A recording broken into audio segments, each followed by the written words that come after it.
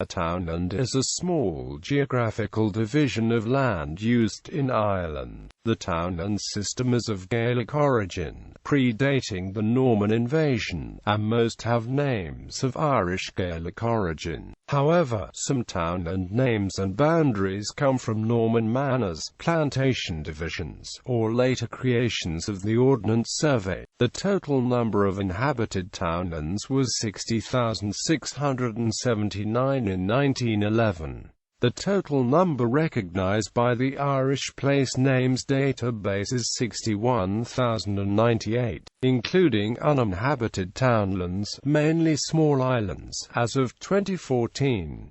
Background. In Ireland, a townland is the smallest administrative division of land, though a few large townlands are further divided into hundreds. Whilst the concept of townlands is based on the Gaelic system of land division, it was in the 1600s that they became mapped and defined by the English administration for the purpose of confiscating land and portioning it out to English investors or as grants to English planters. The first official evidence of the existence of this Gaelic land division system can be found in church records from before the 12th century. Etymology. The term townland in English is derived from the Old English word tun, denoting an enclosure. The term describes the smallest unit of land division in Ireland based upon various kinds of Gaelic land division, many of which had their own names.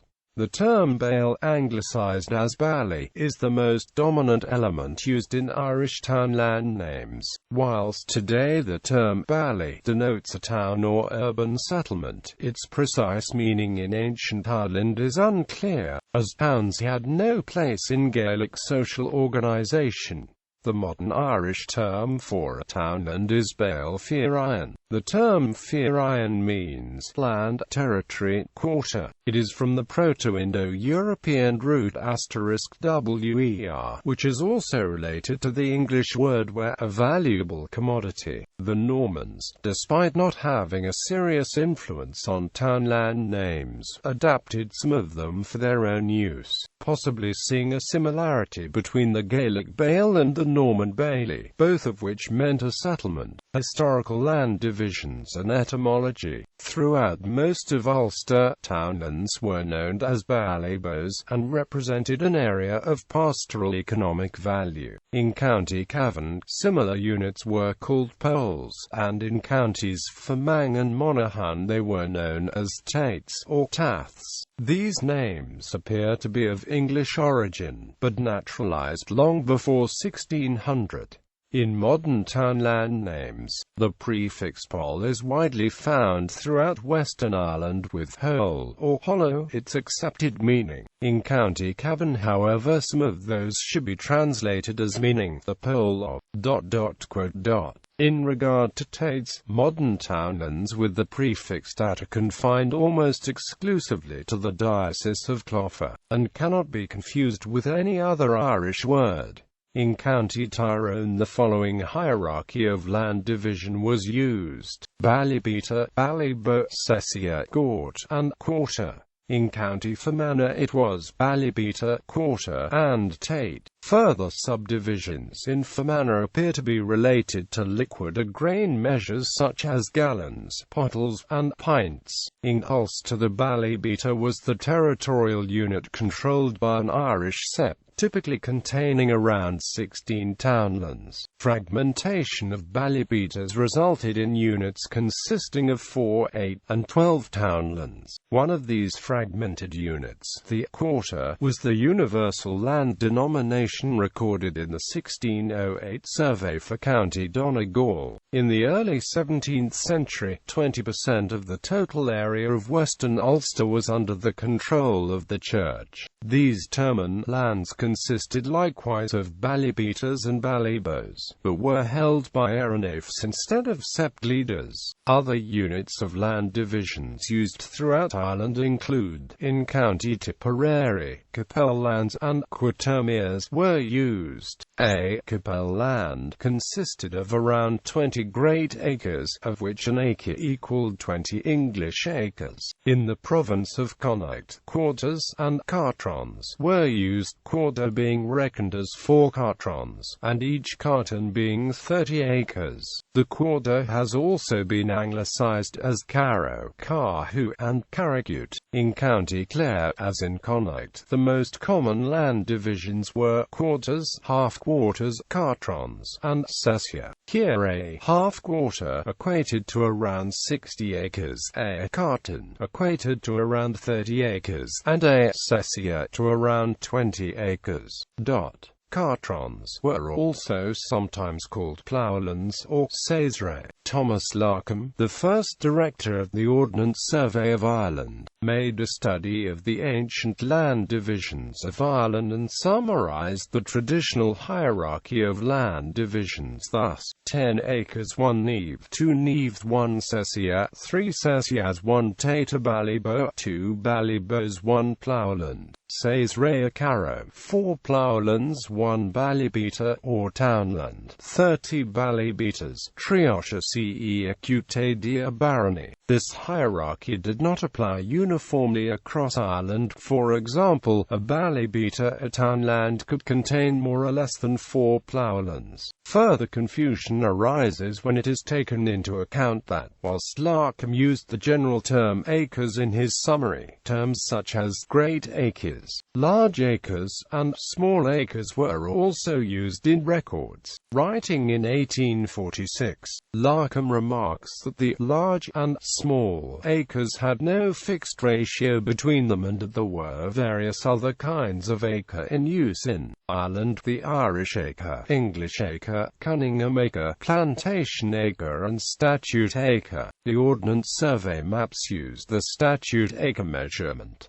The quality and situation of the land affected the size of these acres. The Cunningham acre is given as intermediate between the Irish and English acre. Many of these land division terms have been preserved in the names of modern townlands. For example, the term carton, in both its English and Irish form, has been preserved in the townland names of Carrowmere, Carton, and Carrowvere, whilst the term sessia in those of Sheesha, Sheshodonel, Sheshimore, and Shesu. The terms ballybo and ballybeater tend to be preserved in the truncated form of bally as a prefix for some place names, such as Ballymacarati near Point Spast Co. Down. Lesser-known land division terms may be found in other townland names such as Coogalla, Tree Manor, and Dehomade. A problem with the term bally in some place names is that it can be difficult to distinguish between the Irish terms bale meaning townland and beacutail meaning approach to a ford. An example of the latter is Ballyshannon, County Donegal, which is derived from beacutail of Senade. Size and value: the average area of a townland is about 325 acres, but they vary widely in size. William Reeves' 1861 survey states the smallest was Old Churchyard, near Carrickmore, in the parish of Termonmagog, County Tyrone, at 0.625 acres, and the largest at 7,500 acres is Farnan, parish of Killannon, County Galway. In fact, the townland of Clonskea in the barony of Uppercross was only 0.3 acres, although the area is now urbanized such that townlands are unused and the boundaries uncertain, and the townland of Finnorn in Killannon, County Galway was only 7,550 acres. The Ballybo was described in 1608 as containing 60 acres of arable land, meadow, and pasture. However, this was misleading as the size of townlands under the Gaelic system varied depending upon their quality, situation, and economic potential. This economic potential ranged from the extent of land required to graze cattle to the land required to support several families. The highest density of townland units recorded in Ulster in 1609 corresponds to the areas with the highest land valuations in the 1860s. It seems that many moorland areas were not divided into townlands until fairly recently. These areas were formerly shared as a common summer pasturage by the people of a whole parish or barony.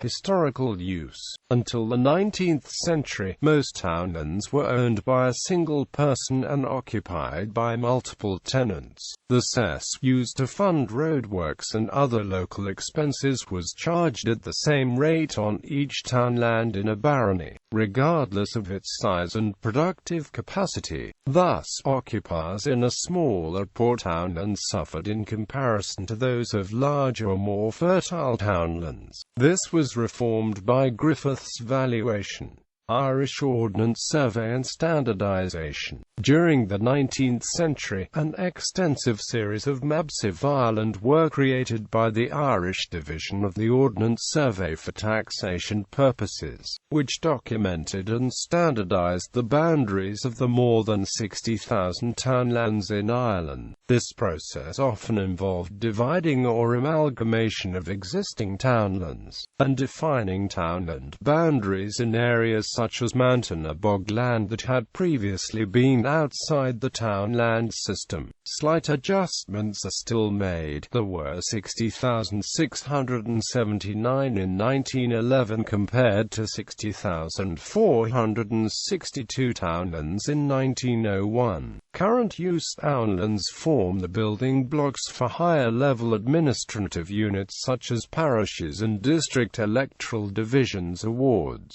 Before 1972, townlands were included on all postal addresses throughout the island. However, in 1972 Royal Mail decided that the townland element of the address was obsolete in Northern Ireland. Townland names were not banned but were deemed superfluous information, and people were asked not to include them on addresses. They would be replaced by house numbers, road names, and postcodes. In response, the Townlands campaign emerged to protest against the changes. It was described as a ground-level community effort, taking place in the midst of the Troubles. The campaign was a rare example of unity between Catholics and Protestants, nationalists and unionists. Townlands and the names seem to have been considered as a shared resource and heritage. Those involved in the campaign argued that, in many areas, people still strongly identified with the townlands and that this gave them a sense of belonging. Royal Mail's changes were seen as a severing of this link. At the time, the county councils were the government bodies responsible for validating such a change. However, as local government itself was undergoing changes, Royal Mail's decision was allowed to become law almost by default. County Fermanagh is the only Northern Ireland county that managed to resist the scheme completely. Nevertheless, many newer road signs in parts of Northern Ireland now show townland names. In 2001, the Northern Ireland Assembly passed a motion requesting government departments to make use of townland addresses in correspondence and publications. In the Republic of Ireland, townlands continued to be used on addresses. However, in 2005, the Department of Communications, Energy and Natural Resources announced that the postcode system is to be introduced. In 2015, postcodes are still not in use in Ireland and townland remains the predominant address identifier in rural areas. Other townland-like systems. England had similar pre-medieval land divisions to that used in Ireland. However, unlike the Irish system, it has failed to survive into the 20th century. In England, the system included villes, treffs, towns, townships, bailies, hundreds, and shires.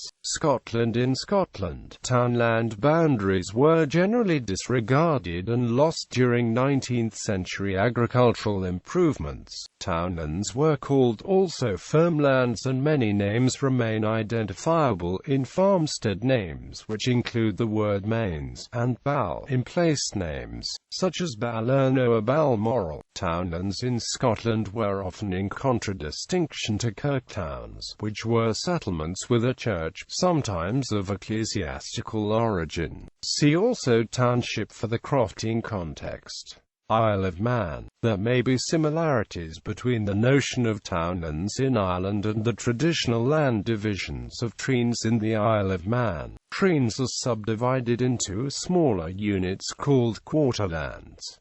United States Virgin Islands. The United States Virgin Islands are divided into districts, quarters, and townland-like estates.